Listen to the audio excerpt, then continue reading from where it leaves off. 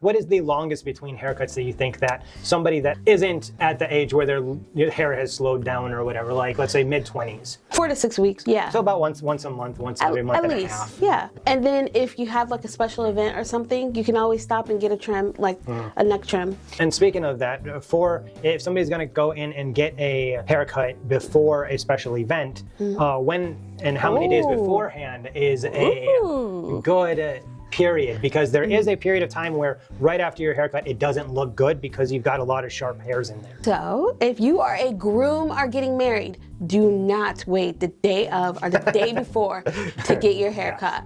It never, ever comes out or turns out well. So the best thing, if you're getting married or you're in a wedding, go in about a week and a half before the... That far, huh? Yeah, about a week and a half. Then if there's any touch-ups or anything, you could do touch-ups the day before. Okay. Like clean up around the neck and stuff, and it'll still look good. Right. So what would the minimum that you would say, at least 4 days beforehand, or is that even still too like close a wedding? to a wedding, a prom, whatever? Still a week. Still a week. And try not to change don't do a whole 360 before your wedding or event. So don't go from like shoulder length hair down to a nice clean crew cut or something. I mean, that's okay. I mean, don't have a mullet and like, oh, you know what? Then want your hair to lay down. I want flat. a mohawk. You know, know, don't change your style drastically because you can upset the bride, you can upset the groom.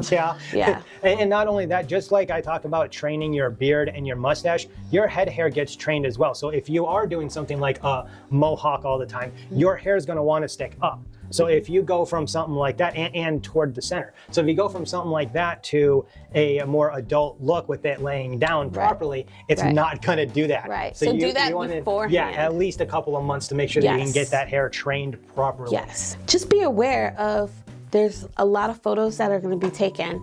Make sure that before you leave, you see the back. I know a lot of people, they're like, I never see the back of my head. Look at the back of your head. Pictures will be of the back of your head no matter what. Exactly. An event like that. Also, if you can go with other people, like you go with friends or whatever, like, okay, all of us are gonna go to the barber shop. I think that's a relaxing experience to have before an event. Big event, right. Yeah, like a bachelor party, like everyone go get. I had a bachelor party a couple of weeks ago. They got their hair cut, they went out. Yeah. And I think that's fun. And that too should also be a week or two in advance. Don't do that the day before or the day of either, gentlemen. Never been in that situation, but there's plenty of movies about it, so just don't do it. We've talked about what the stylist expects and what the stylist would like. What is something that is an absolute do not do as a client to either a barber or a professional cosmetologist? Don't rush us. If you want it perfect, do not rush us. Okay. I can't say that enough. On that, how would you tell if a stylist was in a hurry to get you out of their chair? If a stylist is like, you could tell their speed is fast paced. It's because they know how to go faster. Right. But if you come in as a client and sit down in a stylist chair or barber's chair and you're like, hey, I got 15 minutes, they might not be capable of doing that. Like, you don't know everyone's ability, you know? That makes sense. So you can't necessarily tell if they're in a rush just to get you out of their chair, or they actually know what they're doing until you've looked at the back of your head when they say that they are done with you. Correct. So now I've got two more questions for you. One is there any haircuts that you don't find enjoyable to cut? You're killing me. Oh my God. So flat tops are not my favorite. I do them, but they're not my favorite. Okay. So like military crew cut style. Just the box cut. Nice and squared off. Yes. Because I'm a perfectionist and I don't like my corners rounded when I'm doing the flat top.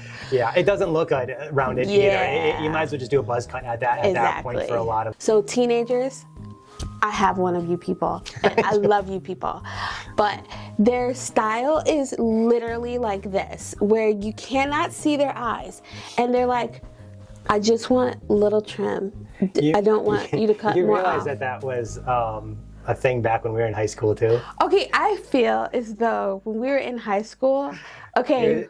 She's talking about the classic goth trim that just like bangs. The entire thing is bangs. Right? No, Where I they mean hang over it's the hair. all these teenagers, all the hair is in their face. Oh, okay. Goth was a style, people. The style, it has like the long hairstyle has no style. It's hard to like because it's like, let me cut it and mold it as opposed to just being just a trim and just everywhere. short, yeah, I gotcha. What is something we haven't covered that you would like new or even returning customers to know that maybe they don't, or a pattern of things that tends to be an issue frequently? Ooh, speak up.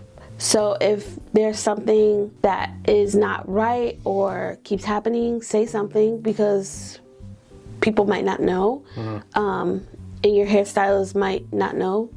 So the last thing is, you don't want to see that complaint online when that complaint wasn't given to you directly. Correct. Okay. Something that could have been fixed, and instead of giving the opportunity to fix it, there was no opportunity fixed, and they're moving on, you know? So tell the barber, or the stylist, barber or stylist, whichever, what issues may have, even if they can't be immediately fixed, and it will need to be addressed next time you come in, and it may be that it went too short. Make sure that they know that, because one, they can put that in their notes so that they know not to take off the same amount as they did the time before, because when you're cutting 20 different heads a day, they may not remember that, okay, yeah, they may remember I used a 2 last time, so that's what I need to use this time, even though that last time it was a little bit too short. And then the last thing is tipping. Tipping in America is a thing.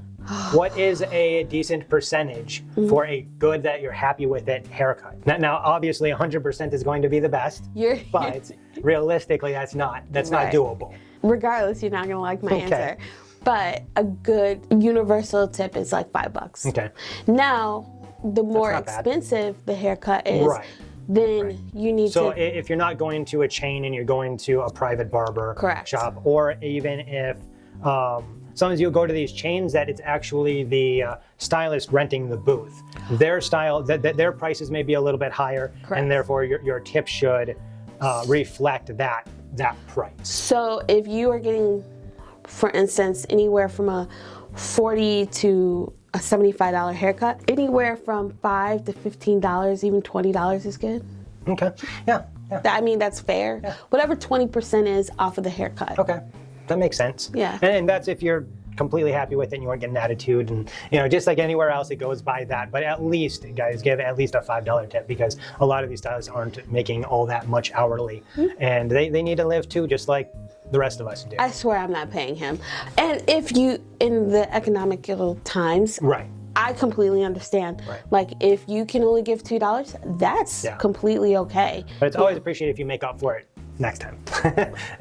because like I said, and she didn't tell me to talk about this, she's probably mad at me for even bringing it up, because it is one of those cliche and hot topics that a lot of people don't want to talk about, which is why I'm asking her about it, because she's a very knowledgeable and very honest person when it comes to this stuff. So I would like to thank you for answering all of these many questions that we have had. This was a lot of fun. And thank you for all of the cleanup and the mustache trim and all of that you have done. And my ears, guys, don't forget, she waxed my ears. She got all the hair out of there. So make sure you guys watch that video, which you guys will find right here. It's probably over my face anyway. And then there's also going to be a video right down here. And how do we end our videos? You have a good one. Until next time. Until next time. You have a good one.